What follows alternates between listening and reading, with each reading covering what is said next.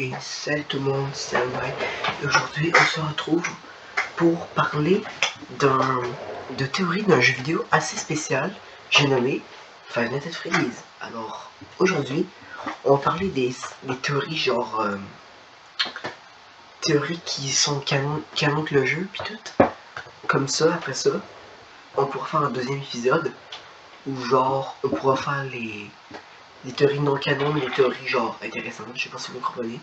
Cette vidéo est inspirée de plusieurs youtubeurs américains et français, dont Tess de Ganon belge qui a fait des théories FNAF aussi. Alors j'essaie juste de faire des vues. Non, mais je fais des vues aussi, mais genre j'aimerais bien ça vous parler que vous connaissez pas vraiment Five Nights at Freddy's, je pourrais vous aider, vous intégrer. Et puis on va commencer avec Five Nights at Freddy's 1 tout de suite. Bon, on va y aller vite avec un petit résumé. Des animatroniques dans un restaurant en je sais pas quelle année pour le moment, avec des enfants peut-être dedans, et une caméra brouillée avec peut-être Golden Freddy dedans. La caméra brouillée qui est la cuisine si vous ne me suivez pas. Fait qu'on va y aller vite sur ça parce que des fois il y a des pubs puis YouTube ça m'énerve avec les pubs. J'ai pas YouTube Premium, ça m'énerve. Ok. Fait qu'en gros, des animatroniques avec des âmes d'enfants dedans. Et la nuit, à la place de nous voir comme une personne normale, ils nous voient comme des endoskeletons. Ou des squelettes d'animatroniques. Fait on doit surveiller les caméras pour pas qu'ils nous tuent. Mais si on les voit pas aux caméras, on doit checker les lumières et fermer les portes si nécessaire. Alors, le gameplay du jeu est très simple. Regardez les caméras, fermer les portes. Mais quand t'es rendu à nuit 5, c'est plus dur. Puis genre, c'est vraiment plus dur. Genre, Foxy c'est le seul animatronique à bouger quand on a les caméras actives. Fait qu'il pique un sprint dans le couloir caméra 2A. Foxy pique un sprint. Alors, si Foxy pique un sprint, pourquoi les autres animatroniques ils bougent pas? Ben ça, je sais pas. Pour vrai, je sais vraiment pas. Fait comme vous voyez, là, il a fermé la porte pour pas que Bonnie le jumpscare. Alors, normalement, j'ai dit, je vais juste dire des conneries, let's go. Bon, fait qu'on doit checker. Résumé, petit résumé. On regarde des caméras de minuit à 6h du matin dans une pizzeria en je sais pas quelle année. Des animatroniques avec des armes d'enfants dedans. Et comme le Fall Guy nous dit, à un moment donné, genre dans la première nuit, il nous parle d'une affaire de la morsure de 87. Et ça va apporter un gros élément au jeu. Parce que la morsure de 87, elle se passerait. Bon, on va vous dire ça plus tard. La morsure de 87 se passerait dans les années 80. Et, mais pourquoi le Fall Guy parle de ça? Déjà, c'est parce que s'il parle de ça, c'est que ça s'est déjà passé, déjà, oui, c'est sûr. Et qu'il y avait un autre restaurant avant. Parce que si ça a rapport à FNAF, ben ça a rapport avec un restaurant. Fait qu'il y avait un autre restaurant avant, avec d'autres animatroniques, ou les mêmes, on sait pas. Fait qu'en gros, le petit résumé, c'est, après ça on va passer au deuxième jeu, des animatroniques qui veulent nous tuer, dans une pizzeria dans les années 80 minimum. Fait que, voici, c'était les théories de FNAF 1. J'espère qu'elles vous ont plu, et on passe directement au deuxième jeu. Dans Five Nights at Freddy's 2, ou FNAF 2 abrégé, on est encore dans une pizzeria, mais une pizzeria différente du premier jeu. Comme vous voyez, dans une pizzeria plus grande, déjà, avec des nouveaux animatroniques, ou des animatroniques en version plus enfant, avec un masque de Freddy. On sait pas. Pour le moment, on sait pas. un couloir et des conduits de ventilation à regarder avec de la lumière, avec une batterie. Donc, on a aussi la caméra Parts and Service, ou genre pièce abandonnée, quelque chose comme ça en français. Ben, c'est la pièce où des animatroniques toutes brisées se retrouvent, ou plus communément appelées des bouzerettes. Alors, voici les animatroniques qu'on a dans ce jeu. Nous avons Toy Freddy, Toy Bonnie, Toy Chica, Mangle ou Toy Foxy, c'est comme vous voulez, la marionnette, Balloon Boy, Gigi comme Easter Egg, Wizard Golden Freddy, Wizard Freddy, Wizard Bonnie, Wizard Chica, Wizard Foxy. On a Shadow Freddy qui est comme une sorte de Wizard Golden Freddy en ombre. On a Shadow Bonnie comme Easter Egg aussi. On a Endo02 qui est comme une Easter Egg aussi. Et ça devrait être tout normalement. Ça devrait être tout. Donc, normalement, ça devrait être toutes les animatroniques. Mais, comme je vous l'ai dit dans le premier jeu, le Funny Guy parle de la morsure de 87. Mais c'est quoi cette morsure de 87? Bien, je vais vous l'expliquer. En gros, dans FNAF 2, à la fin, on a un chèque. Et le chèque nous met la date 1987. Un vendredi 13 en 1987. Alors, FNAF 2 pourrait se passer en 1987. Mais c'est quoi la morsure de 87, vous allez me dire? Alors, lors de la nuit 6, Jérémy Fitzgerald, ou le gardien que nous jouons, se fait parler, le Funny Guy lui parle. Le Funny Guy lui dit qu'il y a un poste de jour de libre. Alors, c'est sûrement lors de la 7e nuit que Jérémy Fitzgerald prend le poste de jour, et c'est pour ça qu'on change de gardien. Je sais plus comment il s'appelle. Quelque chose Fritz, là. En gros, Jérémy Fitzgerald, nuit 1 à 6, surveille. Et la 7e nuit, il surveille les animatroniques pendant une fête le jour. Et, lors de la fête de jour, il s'est passé la morsure de 87. Mais ça peut pas avoir touché un enfant, parce que ça dit que la victime de la morsure, c'est un adulte. Ça peut pas être Wizard Foxy, parce que il y a une grosse mâchoire. Puis, ça peut pas être Wizard Foxy parce qu'il est pas à la fête, là où la morsure était. Foxy, il était genre dans les Parts and Service. Et le coupable serait peut-être Mangle parce que elle était dans la salle d'à côté. Et sûrement elle s'en fait exprès à s'activer puis elle a mordu le lobe frontal de Jérémy Fitzgerald. Et ça le montre aussi lors de son jumpscare. Son jumpscare, ça reproduit quasiment la morsure. En gros, ça met sa tête. En gros, elle met sa mâchoire vers le lobe frontal puis ça nous tue. Alors, FNAF 2 a juste beaucoup de. est juste importante dans l'histoire pour ça. Pour la morsure de 87. Et la plupart des animatroniques, on doit les compteurs les faire fuir avec des masques. Un masque de Freddy. Le masque de Freddy, je pense qu'il a été mis juste pour compteur les animatroniques, mais étrangement, le masque ne marche pas sur la marionnette et Foxy. Je me demande pourquoi en vrai. Ok, fait que j'ai pogné une pub puis vous allez sûrement la voir dans la vidéo. En gros, ce que je disais c'est que le masque de Freddy ne marche pas sur la marionnette et Foxy. Foxy parce qu'on peut le faire éloigner avec une lampe torche. Et Popette ou la marionnette, on peut la remonter avec une boîte à musique. Mais la marionnette lors du premier jeu, déjà, ok non, on va s'attaquer à FNAF, on va s'attaquer quand on y sera à FNAF 3. Fait que pour le moment, la morsure de 87 causée par Mongol, des animatroniques qui sont sûrement d'autres enfants, parce que les Wizards, parce que d'après, peut-être que, parce que si le Funny Guy parlait de la morsure de 87, FNAF 1 se passe après FNAF 2. Alors, si FNAF 2 se passe en 87 et que c'est un vendredi 13, FNAF 2 se passe en 1993 parce qu'il y aurait un autre vendredi 13 sur le chèque. Alors, pour le moment, la théorie, c'est que FNAF 2 soit en 87 et FNAF 1 soit en 93.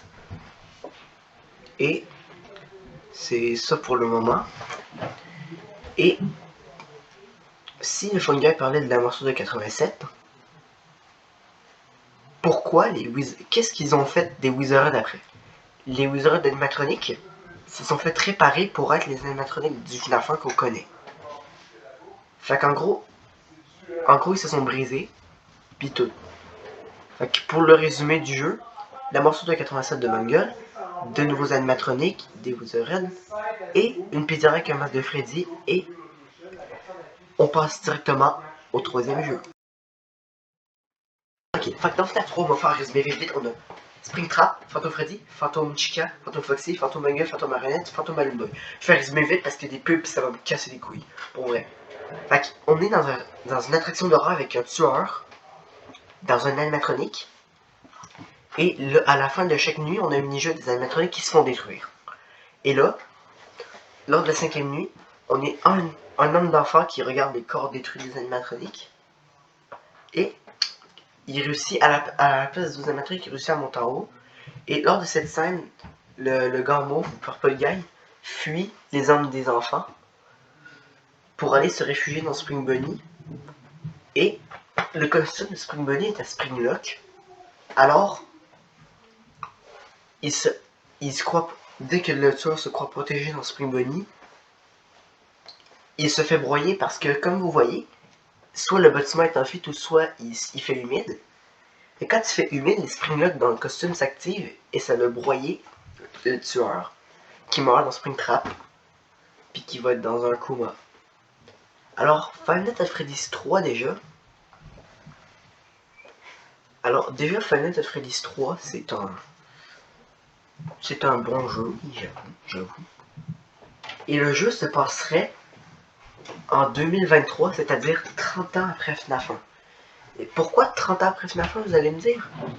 Ben, en fait, si c'est 30 ans après FNAF 1, c'est parce que, d'après les théories, déjà, il y a des cassettes de... Le Fondude nous dit qu'il a trouvé des cassettes de... Il a trouvé des cassettes de... du Fun Guy, puis qui dit que c'est dans le temps, parce que le Fun Guy, c'est pas des... c'est des appels enregistrés qu'il met en cassette. Puis, normalement... Ben, pas normalement, qu'est-ce que je dis là, vous? Il y a aussi des historiques puis tout, mais je vais pas m'attendre sur ça parce qu'ils sont pas qui inventent le jeu. Il y a aussi... Ben déjà, Springtrap, c'est l'animatronique principale du jeu. Et lors de la fin, Springtrap se fait brûler sur le journal. Mais on le voit encore. Si on éclaircit, on voit que Springtrap a survécu. Et le Fondu dit qu'il utilisait du matériel défectueux des années 90. Alors, FNAF 3 se passera en 2023 parce que il serait tombé en coma pour 30 ans. Déjà, ça apparaît déjà bizarre pis tout. Je pense qu'il va avoir un screamer. Faites attention. Oh non. Ok, fait Purple Guy qui est dans Springtrap brûle à la fin de FNAF 3 et on va faire un résumé. Les enfants se font détruire et apparaissent sous forme fantomatique comme hallucination. On met des bruits d'enfants pour renvoyer le tueur Springtrap. Et il brûle à la fin. Et on se rend compte que c'est lui qui s'est réfugié puis qui a détruit les animatroniques. Et c'est lui qui est mort aussi. Alors, pour FNAF 3, il n'y avait pas grand chose à dire, mais pourquoi la marionnette est encore là si FNAF 3 est en 2023? Elle devrait pas... Vous allez me dire. Parce qu'en 1993 dans FNAF 1, elle était là en 87 dans FNAF 2. Alors si elle est dans FNAF dans FNAF 2 puis dans FNAF 3. Et où dans FNAF 1? Ben, dans FNAF 1, elle est sûrement dans la cuisine. C'est la seule caméra qu'on voit pas. La marionnette est sûrement dans la cuisine. Parce que Freddy joue sa boîte à musique, mais pourquoi il joue sa boîte à musique dans la cuisine? Peut-être pour, genre, essayer de battre la marionnette ou quelque chose comme ça. Fait que, c'était pas si long, mais c'était les théories pour FNAF 3 canon. Et ben, on passe direct au 4e jeu. Ok, et le dernier jeu pour cette vidéo, Five Nights at Freddy's 4, est sûrement le jeu le plus épeurant de tous les jeux FNAF. Et un des jeux qui apporte un élément clé à toute la timeline. Déjà, on est dans la chambre de gamin. Parce que le gardien, c'est un gamin. On est dans une chambre et puis dans une pizzeria. Ben, il y a un rapport avec une pizzeria, mais on doit regarder avec des portes, on doit les fermer si on entend respirer. On doit regarder derrière le lit, on doit regarder dans le garde-robe. Puis on a des mini-jeux avec plush trap. Et les théories pour ce jeu, c'est que il y aurait un restaurant appelé Fredbear and Friends, c'est l'historique qu'il y a sur la télé dès le premier mini-jeu. Et que Freddy, Bonnie, Chica, Foxy seraient là avant les Wizarded. Avant d'être Wizarded, parce que d'après la théorie, c'est ça. Alors, FNAF 4 se passerait en 1983, c'est-à-dire le premier jeu de toute la timeline. Et aussi, un des jeux qui apporte des éléments clés. Alors, déjà, on a les mêmes animatroniques que d'habitude, mais sous forme cauchemardesque. Nightmare Freddy, Nightmare Bonnie, Nightmare Chica, Nightmare Foxy, Nightmare Fredbear ou Nightmare Golden Freddy, un nouveau, quasiment. Parce que c'est la même personne. Nightmare, qui est comme une version ombre de Nightmare Fredbear. On a aussi les animatroniques d'Halloween, mais ils comptent pas vraiment. Puis on a Plush Trap qu'on doit jouer avec pour économiser des heures pendant la nuit. Alors, FNAF 4 se passerait en 1983 et nous jouons le Crime Child ou Chris Afton, je pense, je sais plus trop c'est quoi son nom. Et c'est un petit enfant qui se ferait traumatiser par son grand frère déguisé en Foxy. En gros, c'est son grand frère, il a pris un masque de Foxy, puis ses amis ont un masque de. Ses amis ont le masque de Freddy, Bonnie, puis Chica. Alors, le grand frère et ses amis s'amusent à terroriser le petit enfant. Mais il a rien fait, le petit enfant, en fait. Alors, sûrement que les enfants avec les masques, c'est sûrement les enfants avant d'être tués pour être rentrés dans les animatroniques. Comme... Alors, j'ai dit des conneries parce que je bégaye un peu, désolé. Dans FNAF 4, à la fin, pendant la 5e nuit, on est dans le restaurant et le grand frère avec le masque de Foxy nous prend et nous rentre dans la bouche de Fredbear. Et Fredbear nous broie, littéralement. Avec sa gueule, il nous broie littéralement la tête. Et en ce moment, dans le 4, le petit gars est sûrement à l'hôpital. Vous voulez des preuves? Déjà, quand on se tourne, des fois, on peut voir sur la table des médicaments ou des affaires qu'on voit à l'hôpital. On peut aussi entendre le cadran dans FNAF 4. C'est pas une sonnerie comme d'habitude, c'est comme une sonnerie genre de battement cardiaque à l'hôpital. Et je pense pas qu'il y aurait d'autres preuves, mais la seule question c'est pourquoi, même dans un jeu FNAF, que ça n'a aucun rapport, pourquoi il y a un ventilateur encore? Alors, pour le moment, sur FNAF 4, je m'y attarderai pas plus parce que on va peut-être faire une deuxième partie si ça me tente. On a le 4e jeu qui se passe en 83 et le petit enfant qui est à l'hôpital et Fredbear, il est doré. C'est sûrement lui qui deviendra Golden Freddy. Donc, l'enfant, son nom est peut-être entré dans Fredbear. Donc, l'enfant, c'est peut-être l'enfant qui va hanter Golden Freddy. Alors, c'était les théories pour le FNAF 4. Et on va passer à l'outro. Ok, fait que c'est déjà la fin de ce dossier théorie de FNAF 1 à 4. Je vais vous montrer la timeline tout de suite. Bon, vous êtes peut-être chanceux parce qu'il y a Sister Location, mais j'ai pas pu trouver de meilleure image. Fait qu'en gros, vous avez Sister Location, de la timeline officielle normalement. Mais on va faire un dossier théorie juste sur Sister Location parce que c'est comme un peu un jeu compliqué à décrypter. Alors, j'espère que cette vidéo vous a plu. Si ça vous a plu, n'hésitez pas à lâcher un like, leave a like. N'hésitez pas à vous abonner, subscribe please. Et on se retrouve dans une autre vidéo. À la prochaine.